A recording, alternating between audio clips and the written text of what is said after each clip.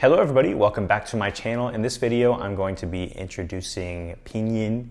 This is the first video in a series of videos I plan on doing about the Chinese language and learning Chinese. As my friends and family already should know, I graduated from a university in Taiwan, NTNU.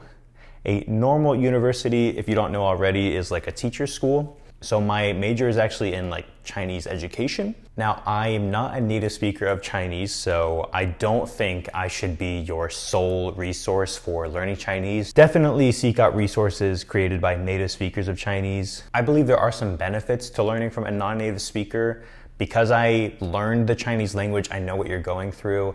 And if you're a native English speaker, I might be able to relate to you and explain things to you in a way that a native Chinese speaker might not be able to do. Now, I'm not sure how many videos I plan on doing in this Chinese language video series, but I do want to at least introduce some of the basic concepts of Chinese. That way, once you get started with your journey of learning the Chinese language, you'll already have some foundation to build up off of. Cool, so like I said, the first thing we're gonna talk about is Pinyin. Now, what is Pinyin?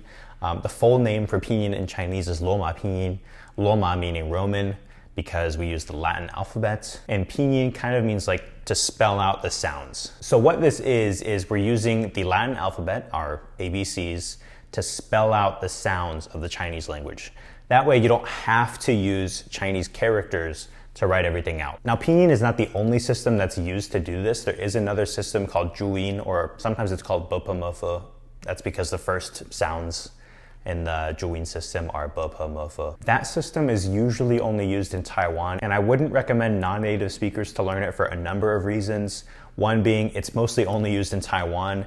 Two, if you already know ABCs, it's gonna be much easier to learn Pinyin. And three, when you go to type in Pinyin, you won't have to learn a new keyboard, so it's gonna be a lot easier to just use Pinyin. Some people may say to you, because I've had Taiwanese people say this to me, that if you learn Zhuyin or Bopomofo, that your pronunciation will be better. I don't think that's true. I think if you properly learn Pinyin first, you'll be able to really understand Chinese pronunciation, and you can improve off of that. You do not need to learn Zhuyin to have perfect pronunciation. So why should you learn Pinyin? Well, Pinyin is gonna be used for you to take notes. If you hear a new Chinese word and you wanna remember how to pronounce it, you can write it down. It's also gonna be used for you to look up things in a dictionary. If you know how to say a word, but you don't know how to write the character, you can look up the Pinyin in a dictionary and it'll find it for you. And for me, what I use Pinyin now up until today is for typing. So if you're typing in Chinese, using Pinyin is the easiest because you don't have to learn a new keyboard. Before we talk about Pinyin itself, I want to talk about Chinese words, Chinese characters. Each Chinese character, when you read it, will be one syllable. So each block of Pinyin will also be one syllable. Now in Chinese, not necessarily every word is going to be one character long. Sometimes you have two characters put together that make up one other word. One example I can think of off the bat is Mao Bi. Mao means hair. Bi means like a pen or pencil or brush. And Mao, hair plus writing utensil, means a brush, a paintbrush or a calligraphy brush. So if you read Pinyin, sometimes if it's a two-character word, the Pinyin will be mashed together. But the main point is every block of Pinyin is going to be one syllable long. One of the resources I've linked below is actually a chart that contains most of the syllables that you'll see in Chinese.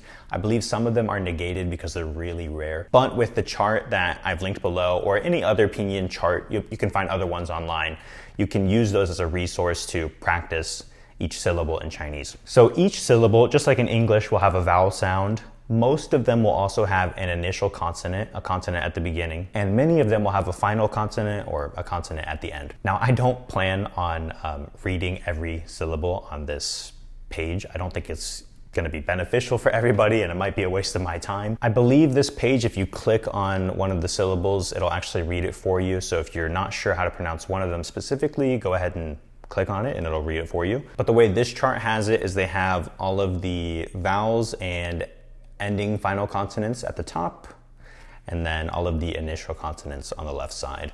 And you can find your desired pinyin on that graph. Now, although I'm not going to read out every syllable on this pinyin chart, I will point out some things that I thought were kind of difficult when I started learning Chinese. Some of the more difficult things will be sounds that exist in Chinese that don't exist in English and how we write those with the Latin alphabet. The first thing I want to talk about is this U with 2 dots on it. Now, if you see pinyin that has like LU, that U will make an U sound, kind of like in the word dude.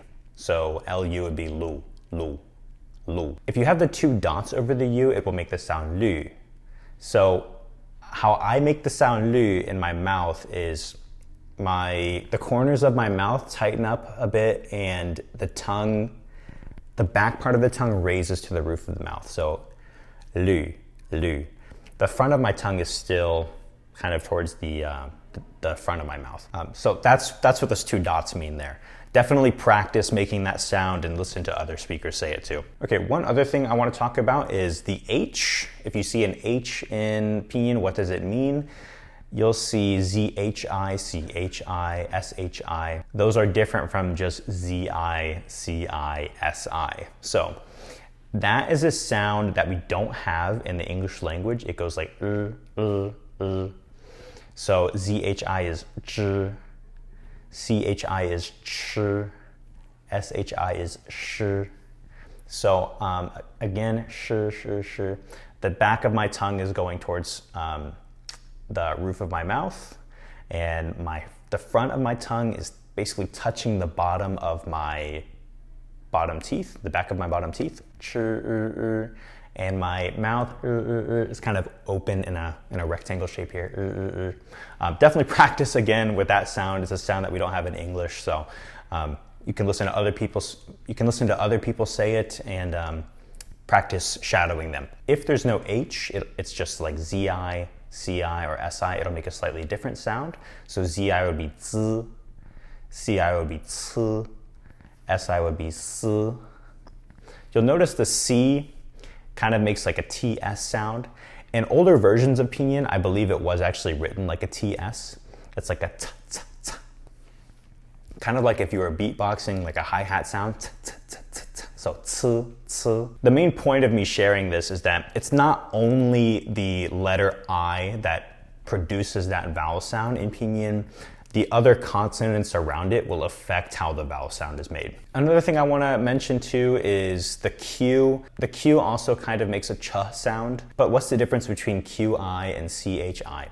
Normally, if there's an I on its own and it's not ZI, CI, or SI, it actually makes the E sound. So like I said before, CI is C, CHI is ch, but with the Q, like I said, it makes the ch sound. And I normally makes the E sound, so QI would be T. There are other initial consonants that you can use with that I, so like LI would be Li, BI would be B, PI would be P.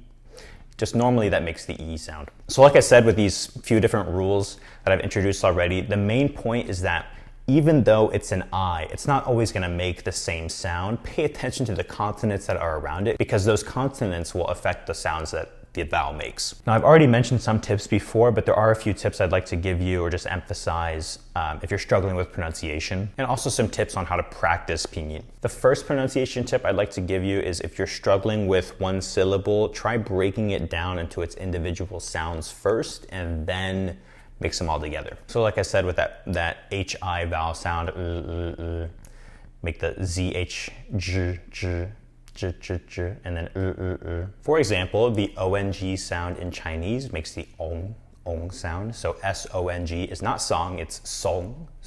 So you can practice making that. This is an easier one, but you could practice by breaking it down into s, ong, song, song, song. So try to break them down. Understand first the sound that each of the letters make, one by one, and then put them all together. Hopefully that'll help. Another thing you can do if you're struggling with pronunciation is practice shadowing. That's something I mentioned before. Shadowing is just when you listen to somebody else who's a native speaker speaking the language and repeat what they say. You don't have to repeat a whole sentence they say at first, right off the bat. You can just go character by character, word by word. If you don't have any videos or movies or music that you want to watch or listen to, you can use this website I like to use called Youglish. That's a combination of the word YouTube and English. They also have other languages though. It's not just English. You can use this for Chinese. If you're studying any other language, they might have Japanese, Korean, some other ones. You can check out their website. What you do to use this website is you just put in a word from your target language and it'll come up with a video that uses that word. So you can have some context around it, and you can also hear a native speaker saying that word. What I would do then is shadow the native speaker and just follow along, repeat what they say. Hopefully your pronunciation will improve with this. You could also use these videos to practice Pinyin. One thing you could do with the video that has subtitles is when somebody's reading something off, you could try to write what they say in Pinyin, and then I would do something like copy that and paste it into a Chinese dictionary or even Google Translate. Google Translate will have Pinyin too at the bottom, and just check to see if your Pinyin is correct. You'll notice in Pinyin there's also some little marks here. If you didn't know already, Chinese is a tonal language. We'll talk more about tones in a future video, but basically in Chinese, the way that you say something, the tone of your voice, can affect its meaning. One classic example of this is the word 睡觉, which means to sleep, and the word 水饺, which means dumplings. So they have the same pinyin, but they have different tones. Again, we'll talk more about tones in a different video, but one thing I would like to talk about in this video is where do the tone markers go in Pinyin? Now there's a general rule you can follow, but I think there are some exceptions to this rule. I have a chart linked in the description below. You can follow that. But to be honest, I wouldn't pay too much attention to this because the only time you're going to be handwriting the tones is when you're taking notes or maybe doing homework for a Chinese class. And if you're taking notes, those are just for yourself. So if you write the tone over the wrong vowel, it's not really a big deal, as long as you know what the tone of that syllable is. The general rule for tone markers is that if there's an A, it'll go over the A. If there's no A, it'll go over the O. If there's no O, it'll go over the E. If there's no E, it'll go over the I. And if there's no I, it'll go over the U. I believe that one exception to this is that if it's IU, in that case it goes over to the U. But again, not important, and the chart is linked below if you want to take a look at it. Okay, so I know I covered a lot in this video about Pinyin. I'm sure there are still things that I left out, and I may not have explained them in the best way possible. So if you have any questions, please leave those down below. If you're struggling with any other concepts in Chinese, please let me know. I plan on making a video about tones, but I'd love to hear what other people are looking to find videos on. If you found this video helpful, please like and subscribe and stick around for more Chinese language learning content.